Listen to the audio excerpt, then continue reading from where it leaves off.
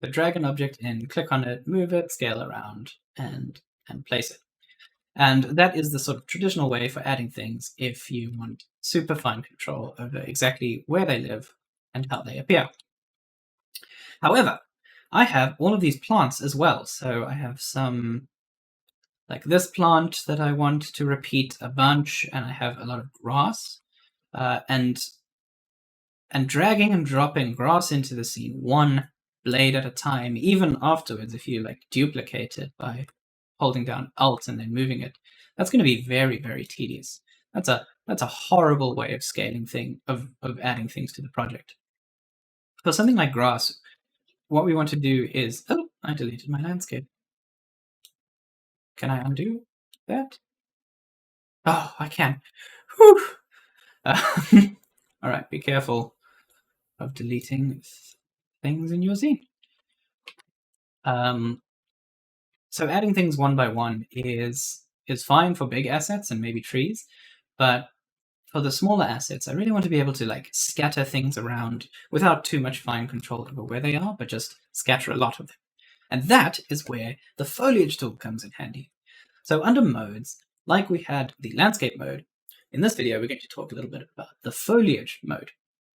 So if we click on foliage, we get a sort of details panel here that has select, all, deselect, invalid, lasso, or lasso. Not too worried about those just yet. And then paint. Importantly, there's paint. And interestingly enough, the assets that I've brought in from Quixel are already populated in the foliage painter.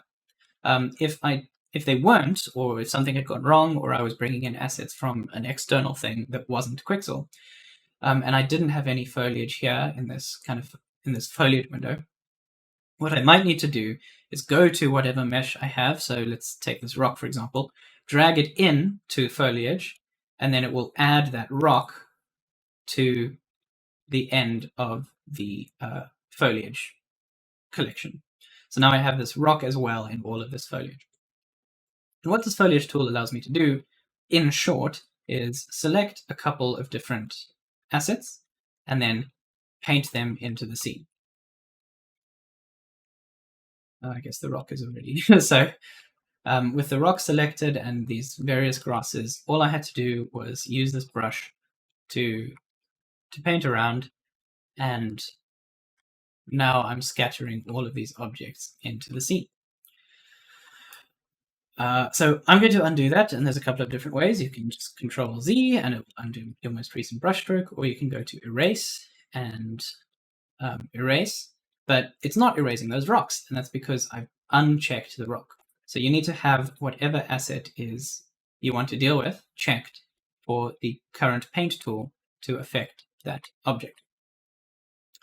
So let's go in, and I want to uncheck everything. So I'm just going to press Control A and make sure it's all unchecked. The window is a little finicky sometimes, so just be aware of that. And now I'm going to choose a couple of grasses to paint around. So I'll check that one, check that one, check that one. Sometimes it's a little bit difficult to exactly see what is available. So if you're having trouble seeing in the corner, there's a gear icon, which you can click and increase the scale of the assets, but that just means you have to scroll through a lot more. I'm going to choose this as my scale. And I'm just selecting a couple of different grasses.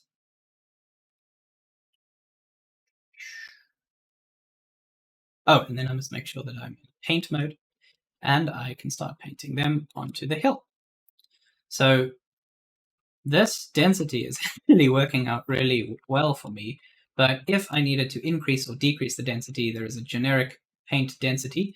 So if I was to set that at 0.1, then I'm painting a lot more sparsely. And if I was to set that at 1, now I'm painting very full and lush environments.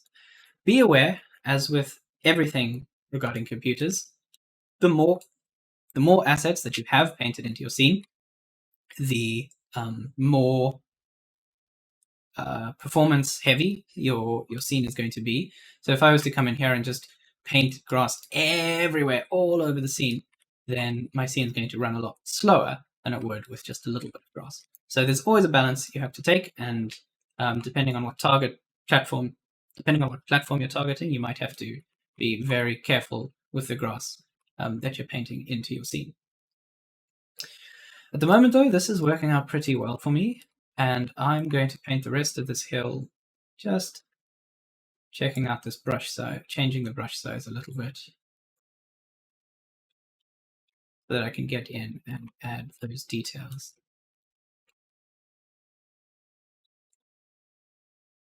Often what I like to do is, with a high density and a really tiny brush size, paint around the rocks where grass might be growing.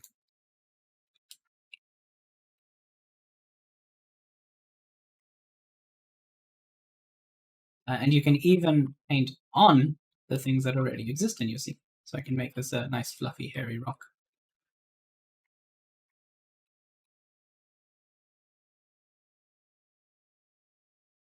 This is beginning to work out quite well. Great, so I'm going to select all of everything and uncheck everything again, and now go down to my rocks and add a couple more rocks in. So yes, that rock, even though it's called the Foliage Painter, it works with any sort of mesh asset. So now I have 3 different rock variations. So now I have these 3 rocks, and maybe I want to paint them in. And if I just click into the scene, at the moment that's not working out great for me because the density is pretty high. They're all clumping over each other, and also their size is very uniform. So they're all coming in at the same size. So I'm going to undo that.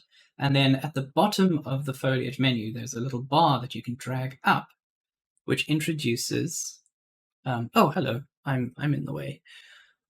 Let's see if I can move that this way. And then I'm not in the way anymore. Yes.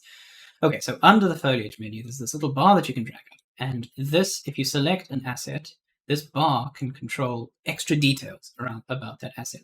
So under painting, there's a couple of different options, such as the density. So this density is what is multiplied by this paint density. So 100 is going to try and paint 1 every meter, I think. Let's just uncheck all 3 rocks and check only 1 single rock. So yes, density is going to try and paint about 1 per meter. And if I went to 200, then it would be 2 per meter. I think that's kind of how I remember it, but oh, okay, yes, it's density is number of objects scattered per 10 meter area. So if you went to 100, that's trying to scatter 100 objects in a 10 meter square area. Radius is a way to control the minimum distance between objects. So if I set this to, for instance, 400, now it will not allow me to paint objects within 4 meters of each other. So that's another way of just ensuring that your objects are correctly spaced. And then a little further below, you have scaling options. So these 2 options allow you to set a minimum and maximum scale for variations as you paint in the objects. So for instance, if I was to say 0.5 and 5, then as I paint these objects in, let's remove radius density. Then as I paint in the objects, the scale will now vary between 0.5 and 5. So that's really handy, especially with rocks, to give you a sense of variation without actually changing the thing that you're painting on. Let me just select all of these rocks, hit the erase, and erase these because I don't want them there in the middle of the path. Be aware that the details that you set will only apply to the options that you have selected at that time. So if I was to select this rock now, I haven't set the scale for that. So I would need to set that again. You can bulk set if you select more than one at a time. I'm going to set the minimum at 0.5 and the maximum at 2 for all 3 of these rocks.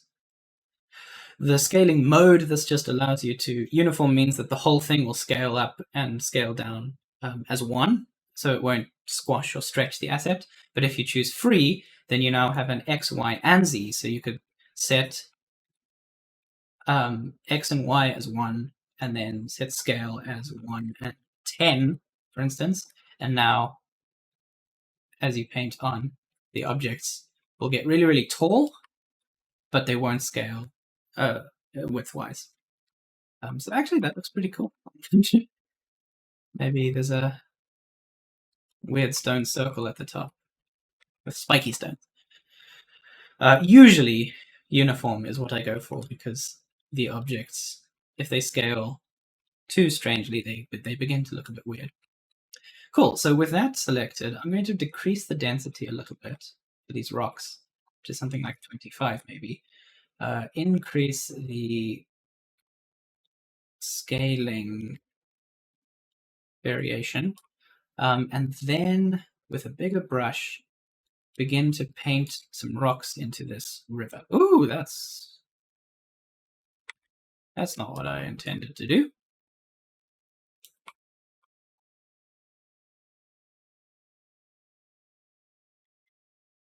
Why is that happening? Oh, I wonder because I hadn't selected all of those rocks. Okay, so 25 on the density, and scaling is, what did I say, 0.5 to 3? I'll go with 3. That is weird.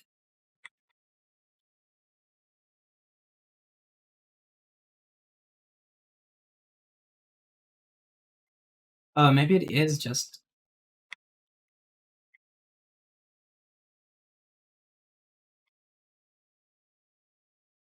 Okay, so I set 25 on each of these rocks, and the scale is 0.5 to 3.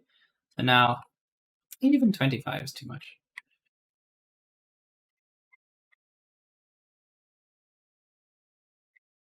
And I'll select these 3 rocks, maybe reduce this density to 5. Okay, that's a bit better. I think 3 is a bit big, so I'll take that down to 2. It's just a, whew. It is a little bit of a tweaking process where you've just got to tweak the numbers to get things right. You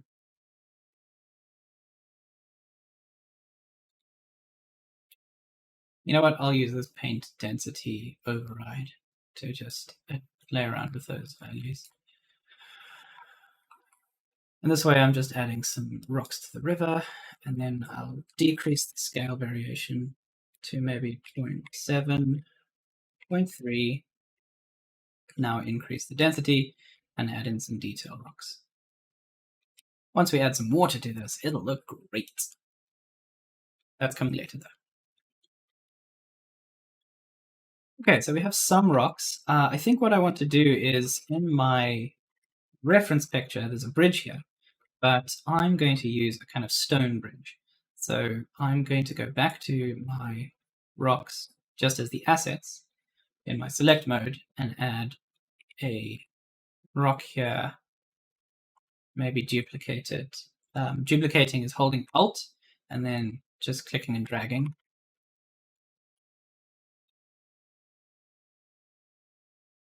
So that my little guy over here can get across the stone bridge.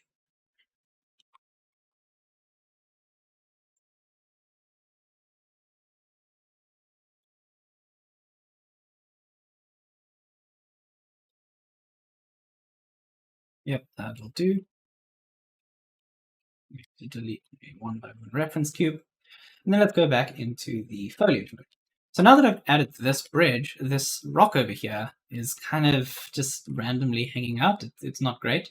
So I do want to delete that rock. I could use my paintbrush to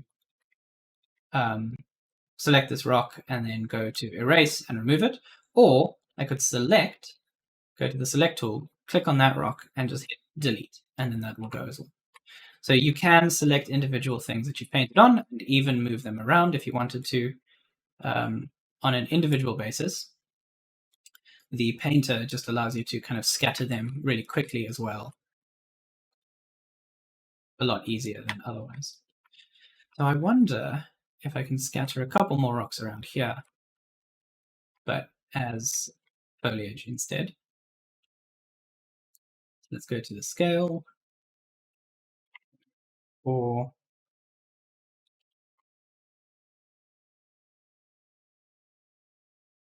I'm going to change the density up to 25 again. Brush size down to paint some rocks around the edges.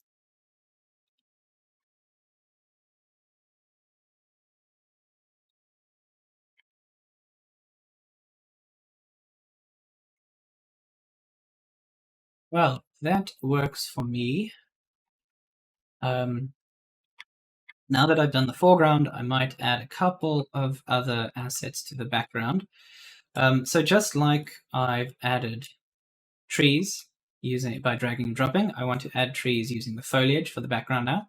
So I'm going to go into my trees, black alder, geometry, simple wind, and add a couple of these trees. So let's choose these three, add them to foliage. This is going to take a while.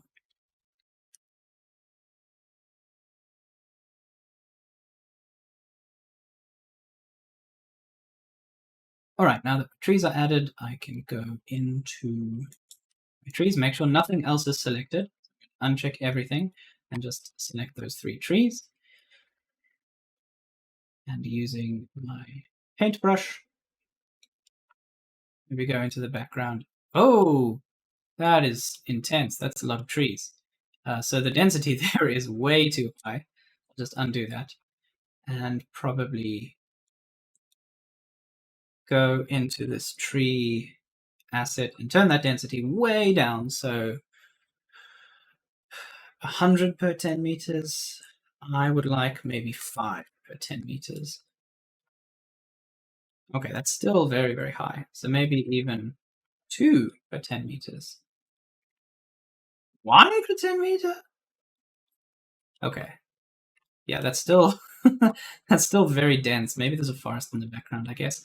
And the other thing is that what was happening before, where the tree was aligning to the ground, is happening now. So these trees are sticking out of the ground that way, which doesn't seem very realistic to me. So to alleviate that, I'm going to undo all those changes.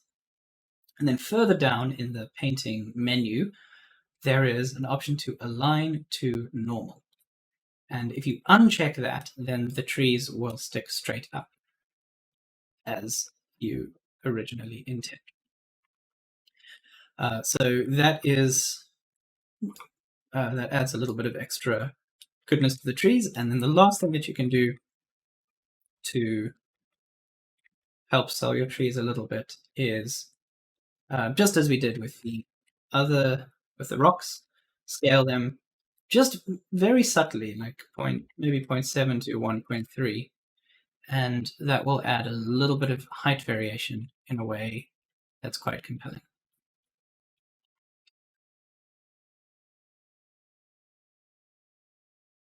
Now I've got a bit of a forest in the background, very different to my reference image. There's no forest in the background there, but there's one implied over here, so maybe that will do. And maybe I'll add these trees over here. Okay.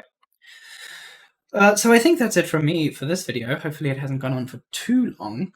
It's gone on for longer than I'd hoped. But you now have the tools to be able to add, first of all, source assets from either Quixel Bridge or from the Unreal Marketplace, and then bring them into your project and add them in as single assets, which allow you to use the select menu to select them and then move them around, or add them in as foliage assets, which then allow you to paint them on using the foliage painter to create lush, full environments. So, as usual, I now encourage you to go and play around with these tools. Try and fill your world, bring it to life with different assets and objects that you find on the Quixel library. As usual, if you have any questions or thoughts or concerns, don't hesitate to post them to the class discussion board. I will see you in the next video, and in the meantime, take care.